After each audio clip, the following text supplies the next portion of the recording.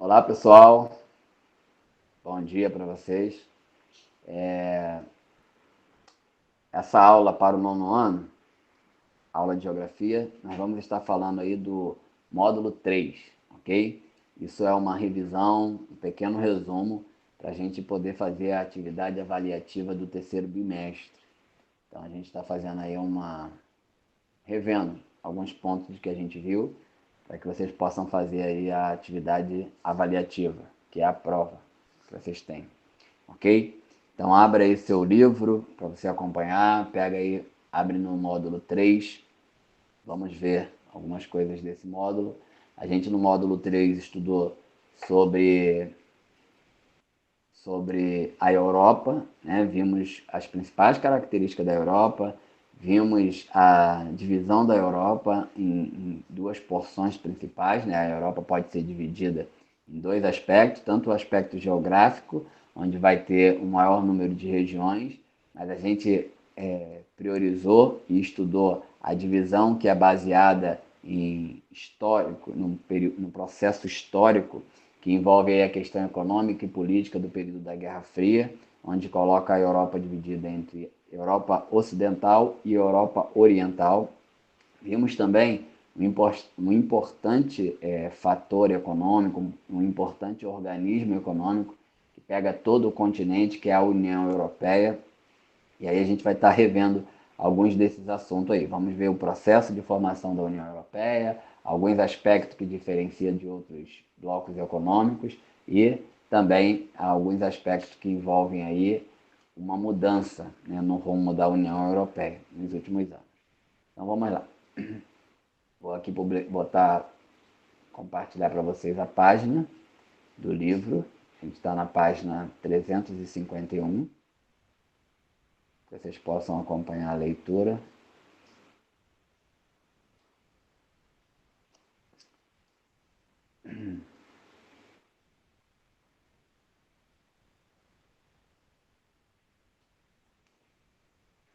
Então vamos lá, Europa, divisão política e regionalização. Os países da Europa ocupam uma área de cerca de 10,3 milhões de quilômetros quadrados e vários deles estão entre as principais potências econômicas do mundo.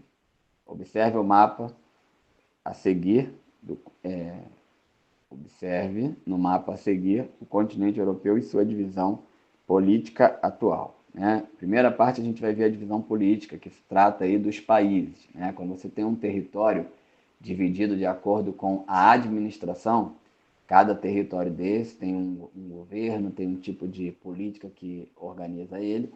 Então a gente tem aí a divisão política por países. Né? A Europa tem em torno de 50 países, alguns deles com territórios maiores, que dá para ser apresentado aí nesse mapa, outros com territórios bem minúsculos, como vocês veem que está separado aí uma legenda, onde está Andorra, Bósnia e Herzegovina, Eslovênia. Esses países aí são minúsculos, não dá para ser representado direto no mapa, então eles colocam o número do mapa e depois colocam uma legenda para que a gente possa visualizar, localizar através da legenda.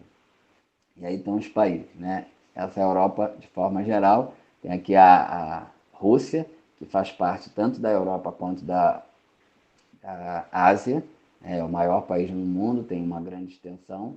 E ela está aí, essa porção aí é a que está na porção europeia.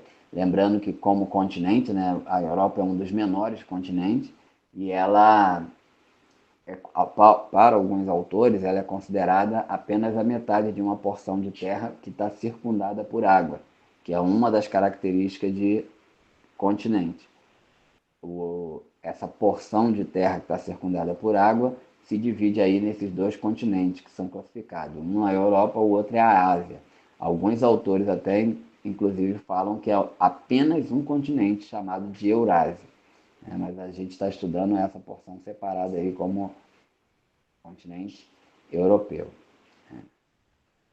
Vamos ver um pouquinho dessas informações. O primeiro aspecto físico-territorial que podemos identificar é que a Europa e a Ásia integram a mesma massa de terras imersas, a Eurásia. A divisão entre continentes é estabelecida por uma linha imaginária definida pelos montes Urais, a Cordilheira do Cáucaso, o Mar Mediterrâneo, o Estreito de Bósforo, e o Mar Negro e o Rio Ural. São essas características físicas aí que mostram uma divisão entre esses dois continentes, né? Considerando aí de norte em direção ao sul, ele é cortado por essas referências aí. Montes Urais, Cordilheira do Cáucaso, Mar Mediterrâneo, Estreito de Bósforo e por aí vai. Alguns desses marcos naturais representam também as fronteiras entre países. Alguns países, no entanto, têm parte de seu território na Europa e parte na Ásia, como é o caso da Rússia, cuja divisão é estabelecida pelos Montes Urais e pelo rio Ural, e a Turquia, estabelecida aí pelo Estreito de Bósforo. Então, a gente tem dois países aí citados que está dividido entre esses dois continentes, já que eles fazem parte da mesma porção de terra, existe essa possibilidade. A Turquia e a Rússia ficam divididas entre esses dois continentes. A divisão entre Europa e Ásia, contudo, não significa que tais espaços não sejam integrados por importantes rotas comerciais. No passado, essas rotas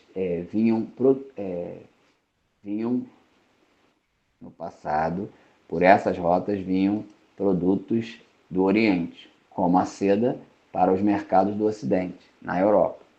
Hoje a rota da seda não existe mais, porém a importância da integração econômica entre os dois continentes continua evidente, pois nesse mesmo sentido fluem gás natural e petróleo da Rússia e do Mar Cáspio para o continente europeu. Então ainda existe essa ligação aí entre os dois continentes. A Ásia, que é o maior continente do mundo, e onde estão os maiores países, onde tem países importantes e estratégicos, e mesmo a Rússia, mesmo a Europa, tendo todo seu destaque, ela ainda precisa dessa relação comercial com vários lugares do mundo. E um desses lugares que ela mantém essa relação comercial é com a Ásia.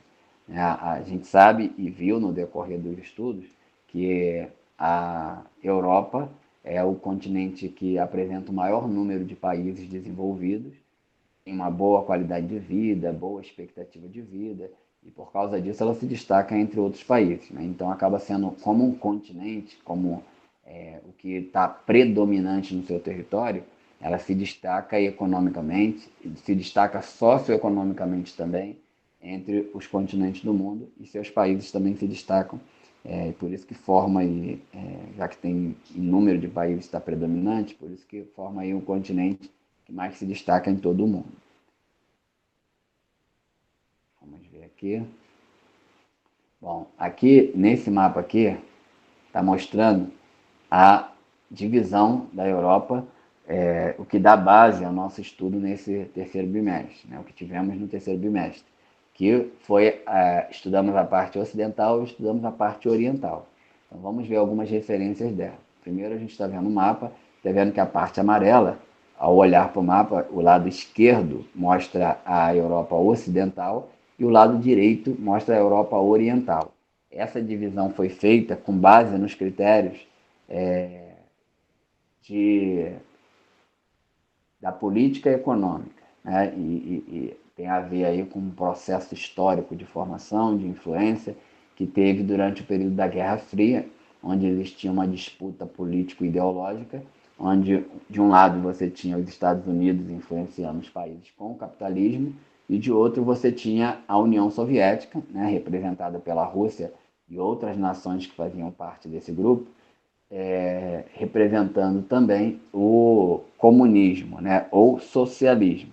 E aí um lado aderia ou acompanhava a União Soviética com o socialismo, e do outro lado os países acompanhavam os Estados Unidos com o capitalismo, né? Lembrando que essa Guerra Fria iniciou logo após a Segunda Guerra Mundial, onde a Alemanha, que foi o estopim da guerra, né? A guerra começou por causa da Alemanha, e no final da guerra, quando os vencedores da guerra acabaram dominando o território da Alemanha e dividiram entre quatro aí, entre Estados Unidos, Reino Unido, França e a União Soviética.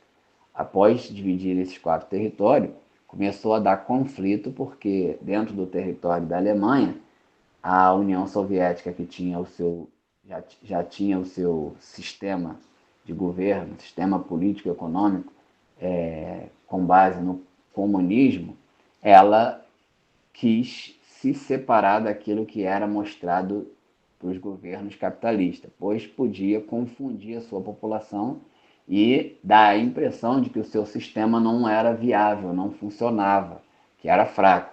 E aí, para mostrar que o dela tinha força, ela começou a se fechar, começou a se isolar, não permitir que sua população fosse para o lado que era capitalista, e aí surge a ideia do Muro de Berlim, e a partir daí essa disputa político-ideológica, né? Por isso que é chamado de Guerra Fria, porque não houve uma guerra com arma de fogo entre essas duas grandes potências, que é a União Soviética, que era a União Soviética e os Estados Unidos do outro lado.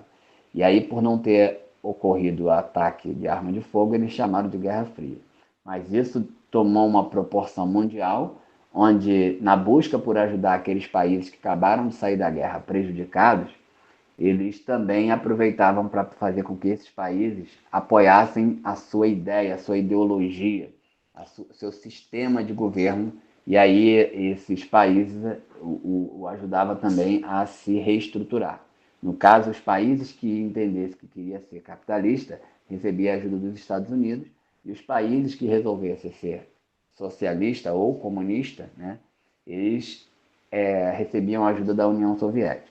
E dessa forma que se dividiu aí a Europa, entre elas, por ter uma parte de cada lado e por ter uma tentativa de não permitir que um lado influenciasse o outro lado, dizia-se que aí tinha uma cortina de ferro, né, que separava os dois lados aí da Europa. Vamos seguir aqui. Mais o que? Então falei do critério, né? Vamos ler esse pedacinho aqui só para a gente pegar o critério. Ó, a Europa pode ser regionalizada tendo como base critérios geográficos e políticos.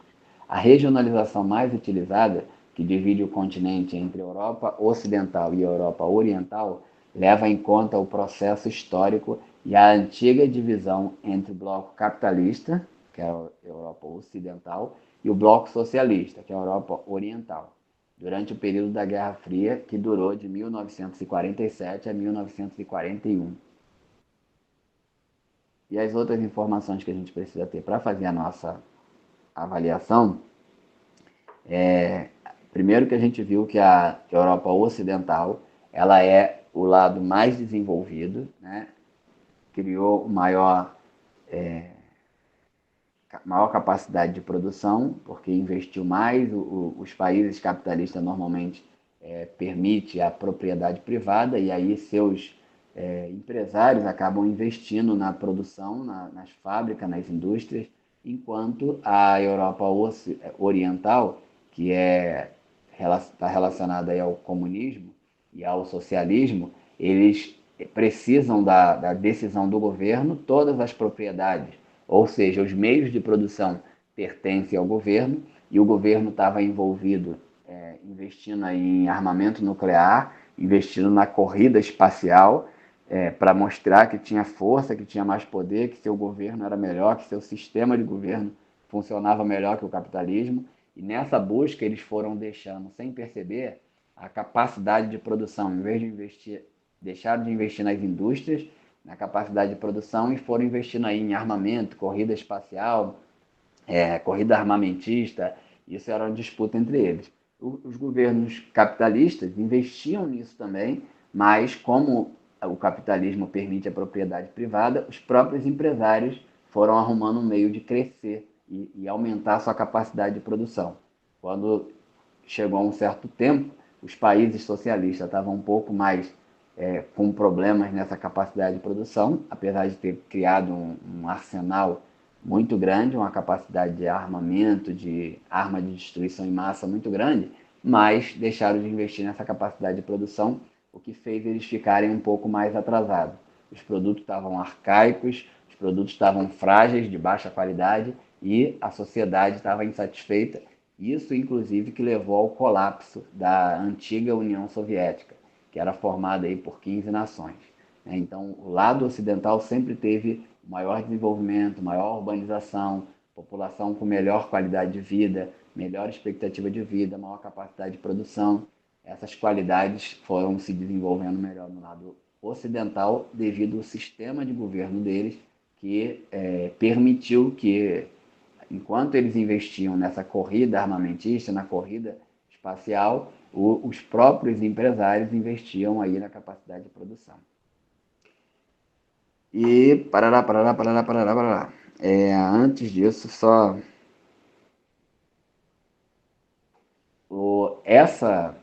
como eu falei, quem representava o lado comunista era a União Soviética, formada por 15 nações. Além da Rússia, outras 15 nações que faziam parte desse bloco, que tinha apenas um governo e eles governavam as nações, como por exemplo Estônia, Lituânia, Letônia, Belarus, Ucrânia. Esses países estavam aí envolvidos esse grupo que formava a chamada União Soviética e que era governado, que se mantinham com um governo único para todos esses territórios.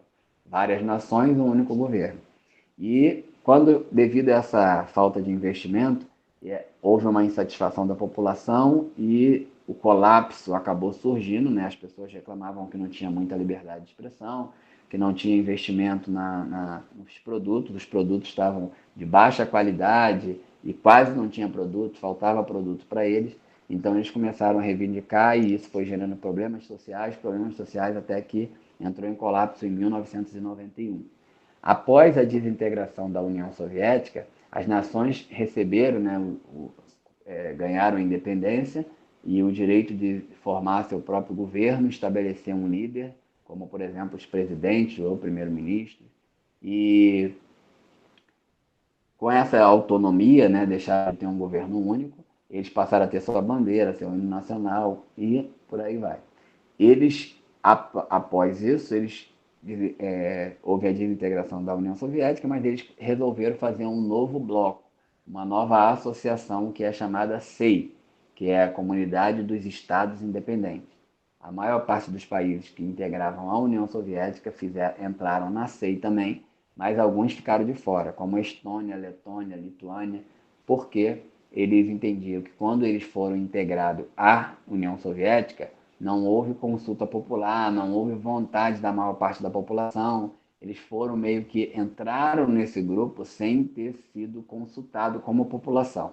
E então os líderes entraram e eles não estavam muito satisfeitos. Então existia uma vontade da população de se ver livre desse grupo, queriam se afastar e aí deram preferência. Ao invés de se aproximar da SEI, eles ficaram de fora e preferiram tentar uma aproximação com a União Europeia, que é um outro bloco que começou, né, do lado ocidental. Obviamente que isso foi se ampliando e hoje já tem países que é do lado oriental, já que não tem mais essa cortina de ferro, já que não tem mais essa divisão com lados opostos de sistema ou de ideologia. E então a SEI foi formada funcionava como um bloco de cooperação econômica e integrando apenas alguns países que eram da antiga União Soviética. Uma outra coisa que a gente vai falar agora que é importante é a União Europeia, né, que é o bloco econômico da Europa. É o maior ou mais integrado bloco econômico do mundo, né, é o bloco que tem a maior capacidade de integração, porque ele, além de normalmente um bloco econômico, ele permite a livre circulação de mercadoria. No caso da União Europeia, além da livre circulação de mercadoria, permite também a livre circulação de pessoas, a livre circulação de capitais, né, que é investimento, e a livre circulação de serviço. Pode-se oferecer serviço, pode-se prestar serviço e assim por diante. Então, além de ter, né, a moeda única, que é o euro, que eles criaram um banco central, uma moeda única, uma política econômica que pode reger todos os países que integram o bloco União Europeia. Ainda que alguns ainda precisam se organizar para entrar na chamada zona do euro, mas existe uma moeda única que está preparada para atender várias nações, mesmo sendo países que têm sua autonomia, seu presidente suas regras internas, mas existe esse banco central que funciona para todos os países que aderirem, né? Alguns países ficaram de fora. O processo de formação da União Europeia, ele passou por algumas etapas, né? Entre elas, primeiro formou a SECA, né? Que é a Comunidade Europeia do Carvão e do Aço, que era integrada pelos países que eram produtores do carvão e produziam aço, e depois ela se transformou na CEE, que é a Comunidade Econômica Europeia, e aí já formou a CEE com a ideia de cooperação econômica, que já não era mais só para quem produzia um determinado tipo de produto, mas uma ampliação para uma cooperação econômica de forma geral. E depois da CEE, o próximo passo foi formar a União Europeia, que foi em 1992 ela foi estabelecida, em 1993 ela começou a funcionar como União Europeia. E aí já tinha um maior número de países e uma maior abrangência, e tendo aí a chamada Quatro Liberdade, que, como eu falei, permite a livre circulação de mercadoria, pessoas, capitais e serviços. Esse, no caso, é o bloco mais integrado do mundo, o bloco que tem maior nível de integração. E é isso. E a gente fechou para a gente fazer a nossa atividade, isso aí já é o suficiente, dá para a gente responder bastante coisa. A divisão da Europa, os dois lados, as principais características e a questão da União Europeia e a formação da SEI. Ok? Boa atividade e até a próxima aula.